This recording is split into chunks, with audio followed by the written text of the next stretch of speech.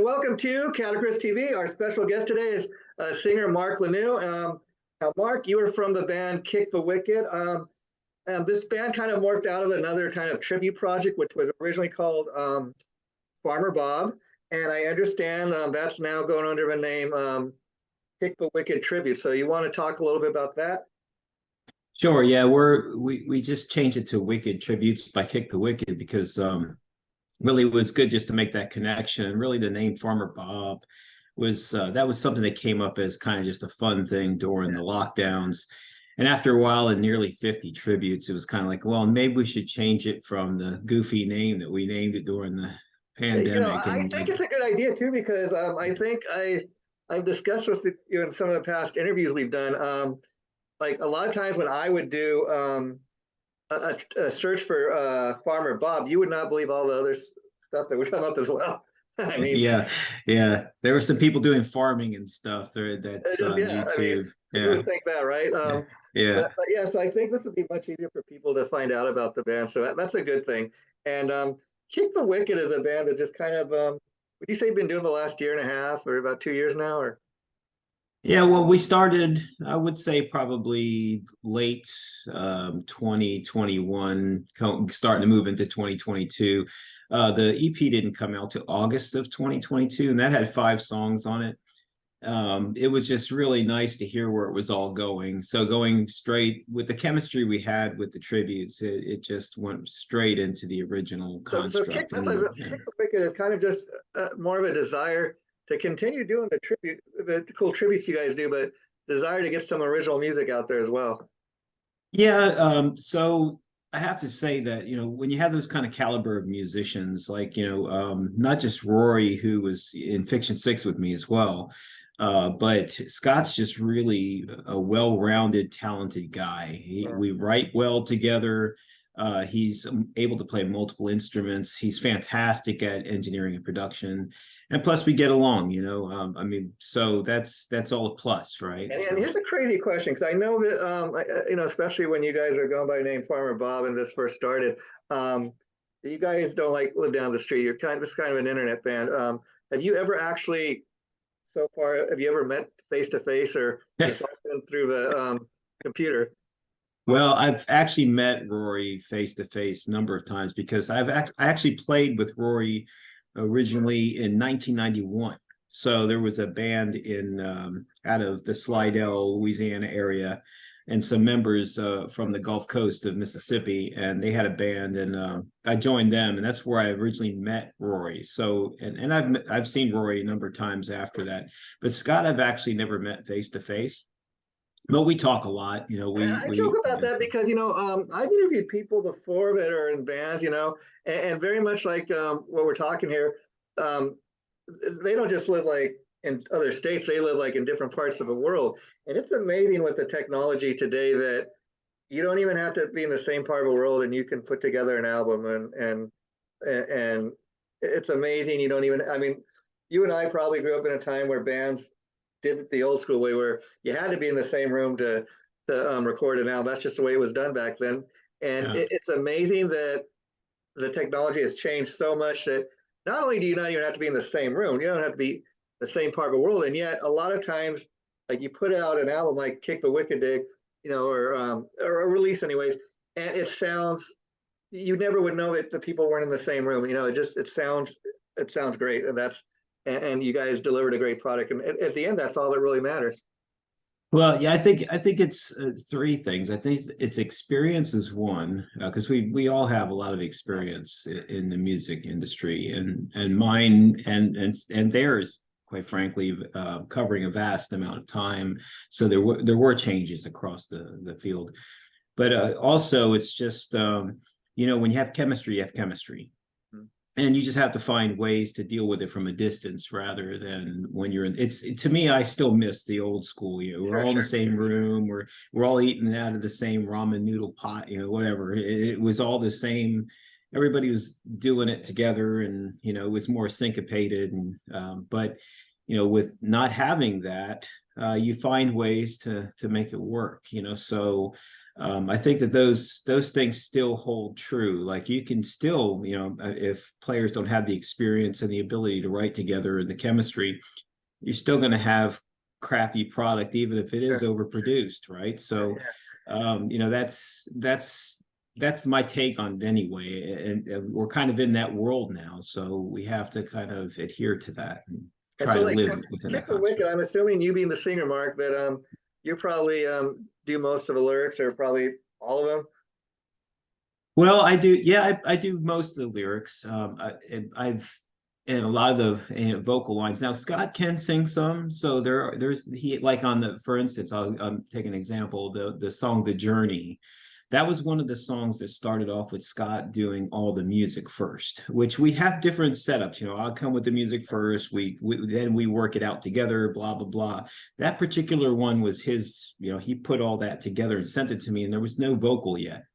So, and I put the vocal and all the lyrics and stuff into it. But yes, I do most of the lyrics. Now they're welcome to do them as well, but Okay. that's just the way it worked out. So, yeah. And it's funny that you chose the Journey as the first song to kind of mention here because that's one of the tracks I listened to, and what impressed me the most is of everything on the EP. That's probably one of the more different sounding ones, but that doesn't make it kind of a bad thing. In fact, I wrote it's kind of got it like an epic feel. The track to me, I put it along the lines of something like maybe "Don't Cry" by Guns N' Roses or "November Rain." It's just kind of one of those epic tracks. Of the vocally, though, I gotta say, you just killed it there. You nailed it. Um, Thank you. yeah, was that a hard vocal to do for you, or No, so I have a pretty wide range. There are so when we do the tributes, there are some vocalists. I can sing them, but I just can't sound close enough to them. So we've had guests that come in and do some of those vocals. I probably do about yeah? 99.8% of the vocals for all the tributes, but that one that was pretty straightforward. And I can change from real growly to real screechy to very clean, so it just really depends on the song. So And in regards yeah. to the tributes, because I've enjoyed all the tributes you guys have done to date, and like when you're doing it, I mean, is the goal to kind of is that your goal to sound exactly like the original singer? Because I don't know that that's always possible. And I think if you do a decent enough spin on the song, it's still good and it sounds almost kind of the way the original band did it. I think that's all that matters. You can't not everybody can sound like Ozzy, for example, or Yeah, Dio. well, so what we do is we try to stick to it because it is a tribute. We try to stick to the context of the song and try to get as close to that feel that they had in the beginning. But obviously, it's not going to be exact. And we do take liberty to change some things if we think it sounds good or if it fits our voice or our playing better. Yeah. But for the most part, we try to stay pretty close to the original premise. So yeah. Yeah, and it's original. Sometimes, bands cover other people's songs, and they do such a great job covering it that eventually people think, that's an original song of the band. I mean, I'll give you a perfect example. A lot of people who are going to be checking out your interview, that listen to this, they might think that "Helter Skelter" is a Motley Crue song, but I digress. It was actually original. That's about as metal as the Beatles ever got, but that's a Beatles tune. That's right. Yeah, Yeah. Well, there's lots of bands that have become famous off covers. yeah, Van Halen, "You Really Got sure. Me," and so and there's nothing wrong with that. No, no, But no. Yeah, they made it their own, and that's what was great about it.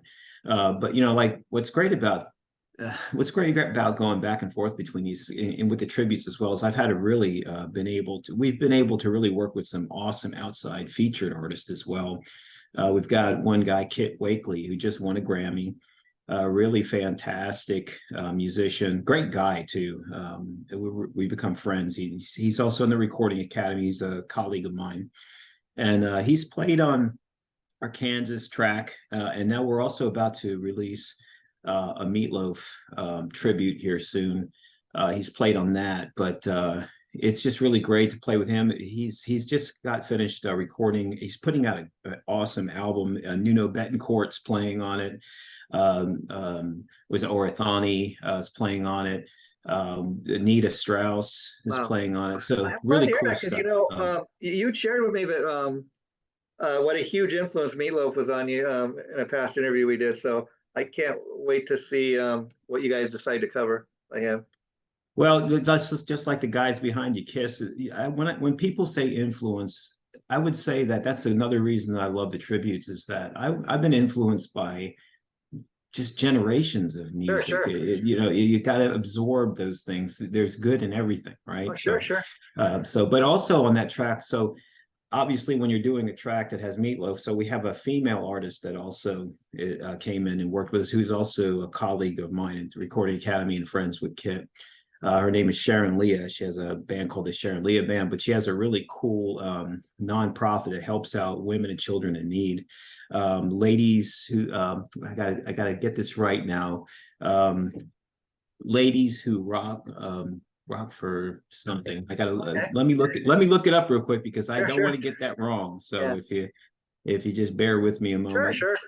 Um, but yeah, she's really an excellent and talented vocalist, and just really, where is it now? She's working on her album right now and finishing up her album, but it's really awesome to have. Um, Hold on, bear with me. Well, go Sure, ahead. sure. You can ask me another question. Yeah, I'm looking yeah. forward while you're Well, doing that because I want to another make sure I cool get it right. you guys did was I think it was Vaseline by STP, and you had another female guest vocalist. I really dug that cover. Yeah. Oh, sorry. Ladies who rock for a cause. That's what it is. Okay, And cool. they're having a really cool like concert and festival in September. But she does this all to help others, so which is great. But so yeah, that was Leah Meta. We also Scott and I also did a Christmas song with her. She's from Malaysia. Yeah, so Ronnie Monroe, who was with Metal Church and is now touring with Vicious Rumors, he was on a tribute with us as well. Oh, cool. We got a named Mark Smith, who was a band called Change to Eden. He's out of Atlanta. He did a really cool track list. But yeah, there's lots of people that have joined us on there, and And we enjoy that as well. then I also dig the fact that when you guys cover some of this stuff, you don't always go with the obvious choice. For example, That's Scott. I love the fact that you did a cover of Dreams in the Dark by Badlands. Again, Badlands is not one of the first bands you think somebody would cover, but I'm glad you did that because even though they only had like two official albums, it's very, I think it's cool like to keep reminding people that hey, there was this great singer Ray Gillen. He's no longer here, but this is kind of what he did. Yeah. Well, it's funny about that band is that Jakey Lee was one of my influences on guitar, even before I knew that I was going to. And then later on, of course, I always liked Ray's voice. He's fantastic. He was a fantastic vocalist, and I was really blown away by him.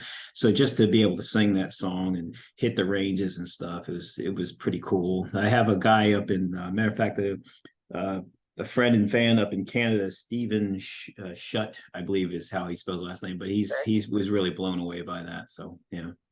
Yeah, and then another track I like that you guys did, the original track is Mr. Know-It-All. That's kind of got a cool vibe to it. It's got a bit of a Alice in Chains kind of STP vibe to it. Yeah, well, that's the funny story behind that is actually I wrote that in 1994. It was originally written to possibly be used by Persian Risk, which is the singer who's now with Nazareth was my bandmate and vocalist. Oh, And Carl Sentence, awesome vocalist, really excellent. But I don't think he ever cracked once when we were touring. It was just really, he's really impressive. So, but anyway, I wrote that to maybe be with that band, but then the band fell apart, and so I kept it. It was just a 4-track version of it. It was, in my bedroom, banging on the little Casio drum machine and stuff, ponging it onto a boom box, So I gave it to Scott, and he turned it into that fantastic track using the original, and then I sang it pretty close to the original. Yeah. Yeah, and Jakey Lee, a very underrated guitar player. I agree with you. I mean, everybody knows him from what he did with Ozzy, Badlands, but like even after Badlands, he kind of disappeared for 20 years, and then he came back and put out 2 albums with this band, Red Dragon Red Cartel. Dragon Cartel. That's right. And I've heard people asking, "Are you going to do another one?" He's like, "Maybe I will, maybe I won't. I don't know." And they're like, "You seem like you don't really care." Well, whatever Yeah. happens, happens, you know. And Yeah. it's, I guess, cool to kind of be able to have that vibe. But um, I've loved everything he ever did. You know. Well, there's a connection there. So we Red Dragon Cartel is Phil Varone. He played drums on that. He played for Saigon Kick. And Sure. when I was in Florida with Persian Wrist, Saigon Kick was out of that area too. So it's in a little, but I hadn't talked to Phil in a while, but I chat with him every now and then. He's pretty Funny. cool cat. Yeah, I'm going to be interviewing tomorrow. Chris, who used to be the bass player in Saigon Kick. He's got a new band. Oh, yeah. Tell him Mark Lanoue said hello. I Oh, used to hang out with him every now and then. As a matter of fact, he was in a band called Left for Dead. And I remember I was playing with Persian Risk at Janie Lane's club in called Janie Lane Sunset Strip. It was in Orlando, Florida. And on the bill was Left for Dead, which had him, and it had Jeff Blando, who played Slaughter and Vince yeah. Neil and all that. Yeah. Jeff Blando was in Left for Dead. And I was in the band Persian Risk, and there was several other bands, their Big Wide World. Matter of fact, in the audience was he hadn't taken off yet, but was Rob from Matchbox 20. They were originally called Tabitha's Secret in Florida. Wow. And I think Marilyn Manson was there possibly that night. But anyway, that was all kind of the thing there. Everybody hung out in the clubs together. So yeah. And so Mark, you're obviously a guitar player, and I was curious, when you're starting out, were you always a singer, or did you start out like a lot of people, playing the guitar first and kind of, well, I want to write my songs, so who better than to sing them than me? So I had my hands full on guitar. I was trying to pick up on the licks from Gary Moore and Randy Rhoads, and then Yngwie Malmsteen came and blew my head off, and I had to kind of go back and forth on that album forever trying to figure out what he was doing. So and then Ronnie Latecro, on and on. So all these players are coming out. So I was a guitar player first, and then I started late. I didn't start playing guitar till I was 17. Oh wow. I was a tenor sax player before that, actually. And so years later, when I was in Persian Risk in Orlando, a guy walked up to me. His name was Ron Feldman. He was actually the vocal teacher for Janie Lane, pretty much most of Florida, and a couple of Backstreet Boys, I believe. And he walked up to me and said, "Hey, I see you singing back there behind this guy. Why aren't you up front singing for a band?" And then my now wife, at the time was my girlfriend, she was kind enough to pay for my vocal lessons, because I was a typical touring musician who was eating the ramen noodles. And that's where it started. I started realizing I could sing. You mentioned Janie Lane a couple of times. I know he was originally from Florida. Did you ever, besides playing his club, did you ever have any encounters, get an opportunity to meet him ever? Yeah, well, you'd meet him at the club. He was always very hands-on at the club and always around. He was a nice guy, really talented vocalist, had great tone. He was a drummer before that. So a lot of bands he played in Florida, he played drums. So it's kind of like the singer That's from like Steven Tyler started out as a drummer, I understand too. Nuno Betancourt started out as a drummer. Todd LaTorre from Queensryche is a drummer. So a lot of them had played drums. Yeah. I think makes people better musicians. Very sad what happened to Janie, but I think, he was just such more than anything, not only a great singer, but great songwriter. And he's the very reason that band Warrant's able to go out and still tour, because those songs that he created they were such a part of our lives, a soundtrack to our lives. So many people, it's not the same without Janie, but, Robert Mason does a decent enough job. I think that's why the fans accept it, Sure. So my favorite song by them actually is I Saw Red. Most people would say Uncle Tom's Cabin or one of the other big ones, but I Saw Red was just a great song. Yeah. Very well written. Yeah. And so do you think once you started becoming a singer and writing your own songs, do you think that made you a better writer? Obviously as a guitar player, you wrote a lot of riffs, I'm sure, but because you're just, I think I put you right up there with a guy like Janie Lane. No matter if it's Fiction 6 or Kick But Wicked, the music, the songs, they're all pretty good. They're great storytelling, which I think is important to be a great songwriter. You got to tell a story. Sure. I'm old school. I like to tell stories. I like it about experiences. That's just the way I write. It's pretty old school, but I like that old school kind of writing. I mean, What made me a bit, what makes me a better writer is really everything. Being able to write with others, knowing that even if you write a song, the pieces that play within the band, they all are a part of that. It's not going to be the same song if you don't have those same people. sure. It's just the way it is. And I would also say that, you know, doing the tributes has actually made me a better vocalist because it made me come out of the box and say, hey, before, you know, I wasn't singing, you know, Badlands, and I No, wasn't singing these other kind of tracks, and then jumping over and doing Bee Gees, and then Foreigner, and then, you know, then doing White Zombie and Megadeth, and you're going back and forth to all these different things. You start to realize things about your voice that you didn't really. I mean, I got to ask you about the Megadeth cover. I mean, I think it was for Sweating Bullets. I mean, again, I Mhm. always loved that song that Megadeth did, but that's a hard one, I imagine, vocally to do, and you nailed it. Oh, thank you. I appreciate that. Yeah, you just have to listen to the, you know, what's funny is when I do these, I don't have a whole lot of time because I am getting my PhD. I have a family, I have two dogs, I have, I you know, noticed that. I was looking children. on your Facebook page. Study this, study this. Oh, Yeah. wow, that's So, nice. and I got a job. Okay. So so I have to kind of, so what happens is I get the tribute, say I got to sing this part. I go into my where I sing. I have about an hour and I put YouTube onto the song so I can emulate the person I'm singing, and then I just sing it. And sometimes it's the first shot is what we use, and then sometimes Scott will come back and say, you know what, this is 3/4 of this is great. I just need you to re-sing these couple So, spots. You know, so knowing how these songs are created now and recorded, and the fact that you got almost 50 of these, I was reading, mhm. recorded, and you do it that way, and you got it, you're doing around your work schedule, going to school. Man, I mean, the fact that you got almost 50, that's amazing. I can't, it's like any other musician that's a diehard musician you talk to. We're doing our job because we have to pay our bills. But Sure. at the end of the day, we're musicians. We live and breathe this stuff. We sleep. We probably write. I write stuff probably in my sleep. When I wake up, I'm wanting to hum something. And You know, I so imagine, when you get the guitar parts from Scott and the other guys, and you put the whole song is, you hear the final product, it's got to like be putting like a jigsaw puzzle together. And then when you hear the whole completed song, you're like, wow, that's our creation. That's what we created together. that's right. And it's the I'm really blown away by the Kick the Wicked stuff. I mean, obviously Fiction Six has 3 albums, and J.K. Northrup is bad to the bone. I mean, and I've had some great players play on that stuff. Bill Leverty, and Christian Wentz is a great player. You know, obviously Tony Frank, the Fretless Monster Franklin.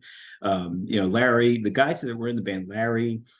Bass player, and Eric Ragno, and all. There's such great players, but it's a different dynamic.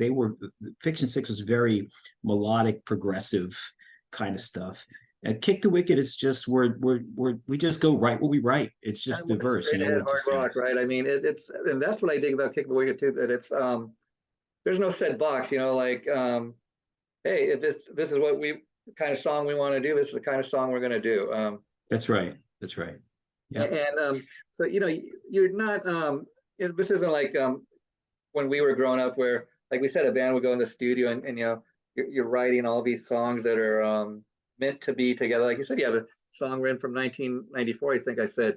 And is it kind of cool to do it that way as opposed to maybe having to do it the old school way where every song has to kind of have that feel like it's supposed to be on the same album? Yeah, I don't. We wanted Kick the Wicked to be open because Scott, he likes a lot of the 70s stuff too, and we like stuff all the way across the board. We kind of wanted to just kind of mesh all of that into what we do, and so I'm able to shred a solo in one spot, Yeah. and Scott shreds a solo in another spot, and then we do this melodic stuff, and it's fun, and so. And so I know, again, you're not in the same room with Scott, but how do you guys go about deciding who's going to do what guitar part? I mean, is he kind of a lead player and you kind of do the rhythm parts, or how does that work? No, actually, he does most of the rhythm play. So, like for instance, he's just so good at picking amp sounds and what to use and how to get the right tone and stuff. And plus, like I'll send him a track that, like for instance, Blinded by the Lie. I played the guitar part. I was singing while I was playing the guitar, and I sent that to him. And then I did like a scratch track, and then he just played the guitar parts and put his feel into and his parts. And as far as the leads, we go back and forth. Like I play the lead on Spit It Out. I play the lead on Blinded by the Lie, but Scott plays the lead on Firefly, and he plays the lead on Free Me. And he's an excellent lead player as well. So now we both can play guitar, and we can both play the parts. Like on the tributes, for example, I play lead on the Europe tune and on the Megadeth tune, a number of the other tunes. And I play the entire guitar parts on the Lillian Axe tribute. So it just depends on who's, doing what and when. Yeah. And then, I love the cover of Children of the Sea. I mean, you did your best Ronnie James Dio there. Thank you. Off to the Witch. Yeah. But yeah, I love Ronnie James Dio. He was obviously, like with a lot of the people, he's a big influence on me as far as the vocals are concerned. And it's funny that you're telling me earlier that you didn't even start out even as a guitar player, playing another kind of instrument. And I don't know if you're aware, Ronnie James Dio, he was known for like playing bass, not really on any of his albums, but when he was recording stuff in the studio, and I understand he started out as a trumpet player. Which a lot of people don't. Which is, I don't know if you got a chance to see the Dio movie, but if not, that's really something you might want to, if you ever get a chance to, because they tell the whole Ronnie James Dio story of how he started out as a trumpet player and what he became in as a metal god we know and love. Yeah. There's two tributes I still want to do if Scott's listening. Actually, ultimately, is I want to do a Tony Harnell tune. Tony Harnell is one of my favorite vocalists as far as rock metal time, and I also want to do a Queensryche tune because Jeff Tate was the bomb as well. So, but we'll see. But ultimately, I'd like to do a couple of tributes. I would love to see that because a lot of people. I mean, nothing against Todd. I mean, he's great at what he does, but I think since Todd's joined Queensryche, a lot of people forgot about. Jeff Tate. Well, Jeff Tate, when he was young and in his prime, he was a beast of a vocalist. So I really loved his stuff. So, but what I would say to everybody, who's watching this, is I would say go check out the tributes. We did a really excellent Zebra tribute, which I think turned out great, and that our Nazareth tribute is just caught on. I think it's heading towards 17,000 views now in 2 months. So, and that one turned out really nice, and apparently people really appreciate it. So moving forward, Mark, let me ask you, like with both the tributes and the Kick the Wicked, which is kind of doing both, from what I understand. You kind of releasing like a track at a time, because again, we're doing it. I know it's not the old school ways. Like people want to go check out your album, they can do like I did, go on YouTube and but like if people want to buy physical copies, can they do that, or are you kind of just putting it out there for people right now? Right now we're doing digital because we want it to all catch on, because quite frankly, as a musician, the physical copies are really expensive to produce. And so when the stuff catches on enough to where people are buying our material, sure, we'd love to make a vinyl. And I don't know about this, but like, so somebody goes and checks out stuff on YouTube, or they check out your tributes, like you said, you get all those numbers, great numbers. Like when you hit big numbers like that, does the band actually start making money, or like how many hits of something do you? Not really. No, so with the tributes, it's not really about the money.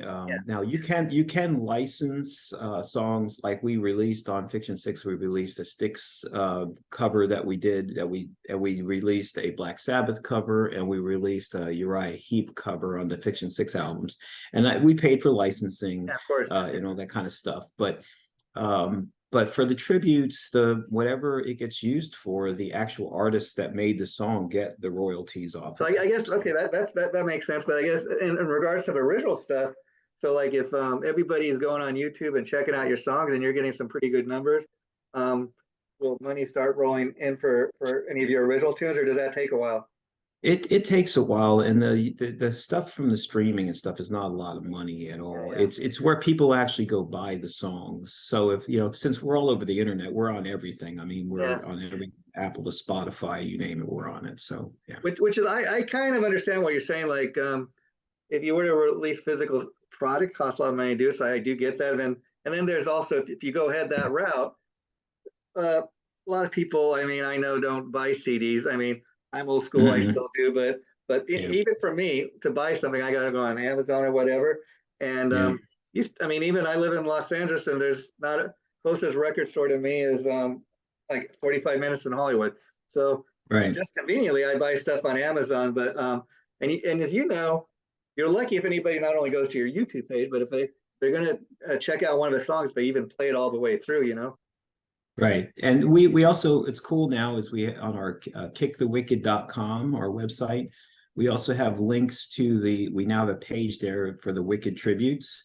So people can go there and see who's been featured on our tracks and learn a little bit about them and, you know, things like that. So it's kind of cool. So, Anything and crazy Fiction 6 has physical copies of stuff still too. They can go out. Anything crazy happen? Like any of the songs you cover, you ever hear from any of the original artists? Hey, we dug that. You know, you covered our yeah song. Actually, so there's some funny stories, and actually Scott reminded me of this on social media. So Guy Gelso from Zebra, the drummer, went onto our YouTube and said, "Oh man, this is awesome!" You know, he put a nice comment on there about the Zebra tribute. Wow.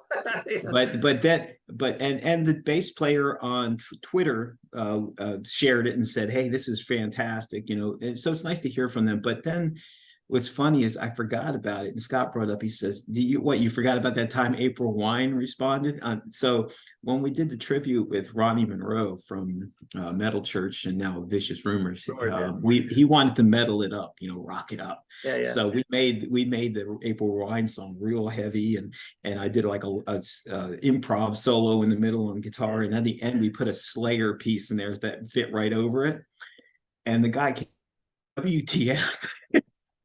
Yeah, but Ronnie Rowe's gonna guest on your track, and he's like, "I want to metal it up." Yeah, Ronnie, just do your thing, right? but the guy from April Wine came back with WTF under the comments, like, what the? and finally came back later and said, "This is really good, man." But at first he was kind of shocked that we meddled up the old classic rock songs. Oh, that's funny. I love that. And so with Kid the Wicked, like what's coming next? Like, are you working towards another kind of 4 or 5 tracks? Yeah, we'd like to hear more from the fans too. Like, you know, what did they dig? You know, they really like it. And right now we also are nominated for some awards. So we won a winter 2023 award for best rock song, which was for Firefly. We're nominated for Spit It Out with the Hollywood Independent Music Awards, which will be happening in August. And we're finalists for the ISSA, which is the International Singer-Songwriter Association. We have like 3 awards we're finalists for there. That's in August. So, you know, we're really posted on all that, Mark. And if you win any of those awards, I'd like to have you back, because I'll tell you what, you know, people always talking about how many downloads and stuff, and that's great and everything. But, you know, the fact that, you know, Kick the Wicked is a band that's relatively new, hasn't been around that long, hasn't even probably done any live dates, as far as I know. And you're getting that kind of recognition from those people. That says it all to me, you know, that like the songs are very strong, but I think the fact this early on in Kid the Wicked's career, that you're getting that kind of recognition, that's great. I appreciate that, man. I really do. Well, you take care, my friend. This will be going up sometime next week, but we'll definitely keep in touch. And if you get any of those awards, we're definitely gonna have you back to let everybody know about that, because that's great. We love to. Sounds good, man. I appreciate it. Anytime. Cheers. Bye bye.